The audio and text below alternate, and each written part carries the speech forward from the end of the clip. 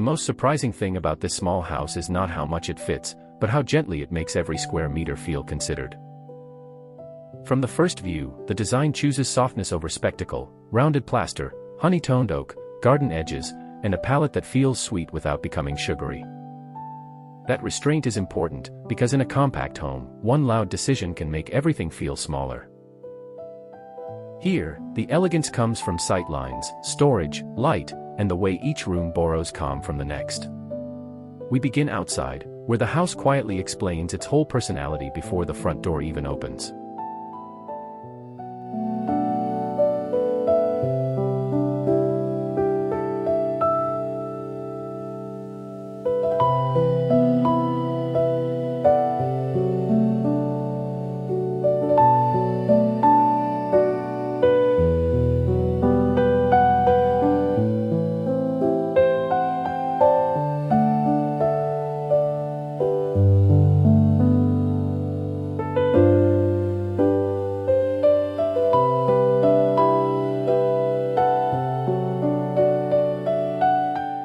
The facade works because it never tries to pretend this is a large house.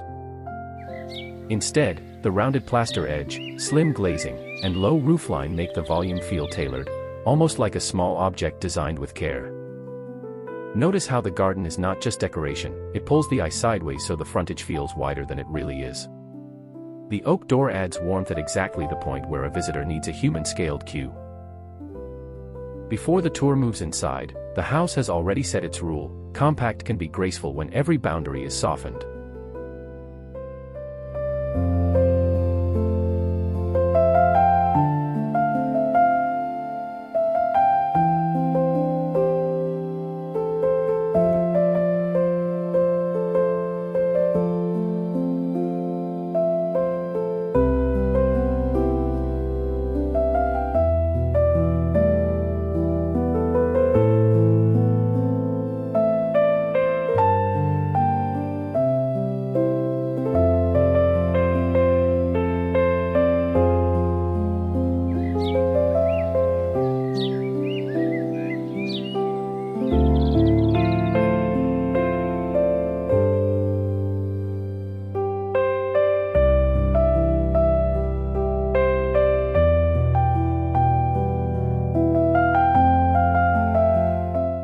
Inside, the open plan is small, but it is not treated like one generic room.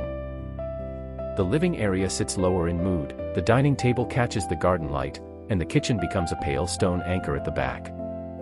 That is the trick.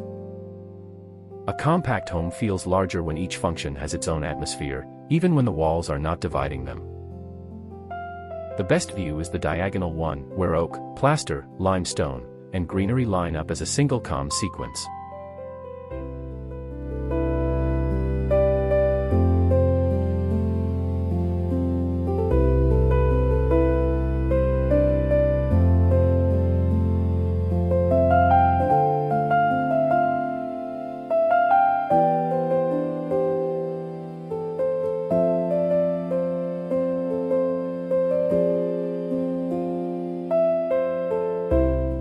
The storage wall is doing more work than it wants you to notice. By hiding the practical pieces inside one oak plane, the room keeps its sweetness without becoming visually busy. That is often the difference between a small home that looks styled and a small home that actually lives well.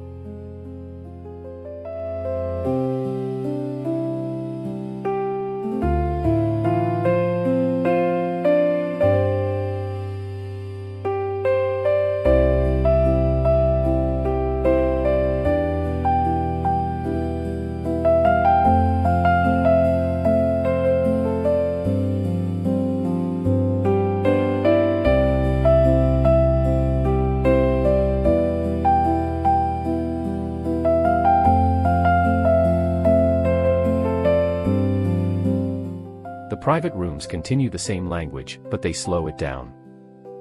In the bedroom, the palette becomes creamier, the oak is closer to the touch, and the window frames a small garden view instead of a big statement. The scale is modest, so the bed, side tables, and lighting are chosen with discipline.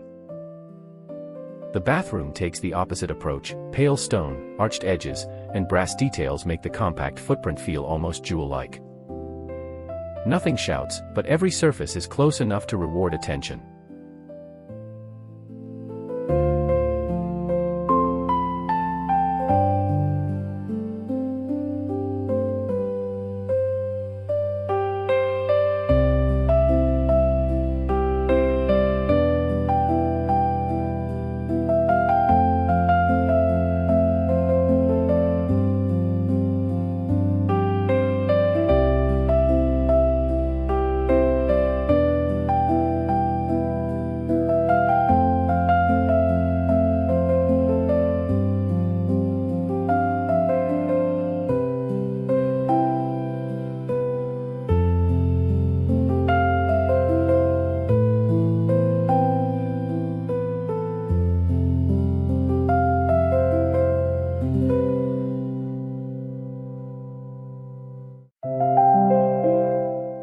The courtyard is the reason the whole house feels sweeter than its footprint.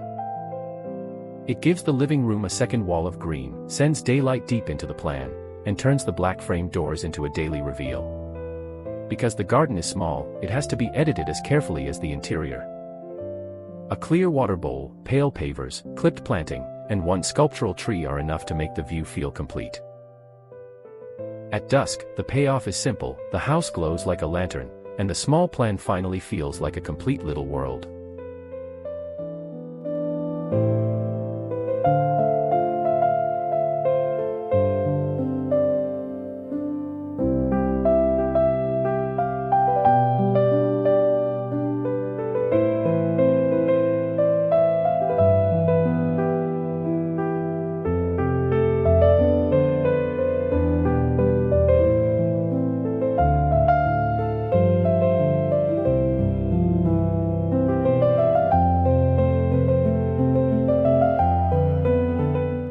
If I changed one thing, I would not add more furniture. I would protect these clear thresholds, because the strongest luxury in a small house is the feeling that air can still move freely. That is why the final view feels generous without becoming oversized.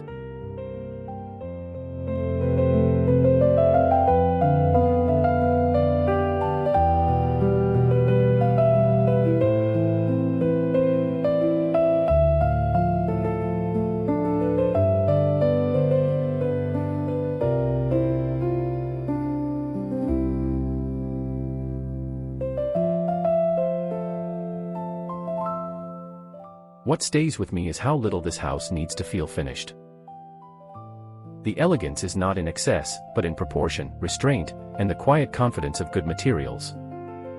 For a small home, that is the real lesson. Sweetness becomes sophisticated when it is edited with care.